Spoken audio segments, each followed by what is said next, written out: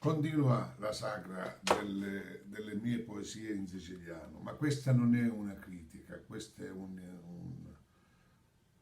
lodi alla mia Sicilia, lodi alla nostra comunità, lode a tutti quei siciliani che sono emigrati e che sicuramente se l'ascolteranno gli piacerà, ma gli piacerà anche ai siciliani che sono in Sicilia.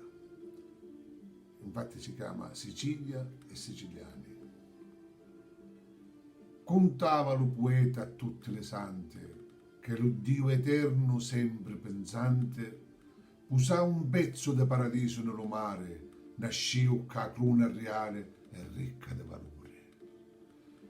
Di lo cielo parivano diamanti lucenti, una forriata di mano misigente contente.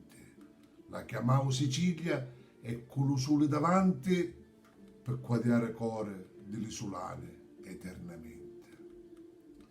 Se desse voce allo linguaggio sicolo, tra i dialetti lo più antico vernacolo, portò parole e un novello articolo che la pronunzia fa le sane miracolo.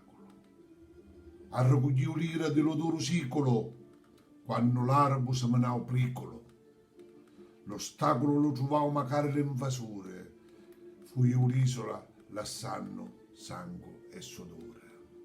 Sicilia, tu che porti la cruna reale, t'ha stato testa magna di siderali, che sei più ricca dello stesso mare, li tuoi figli d'onore su tutte le guerriere.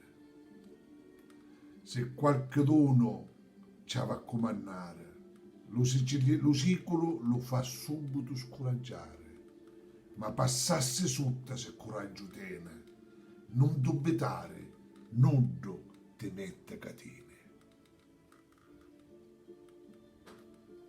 Buona giornata.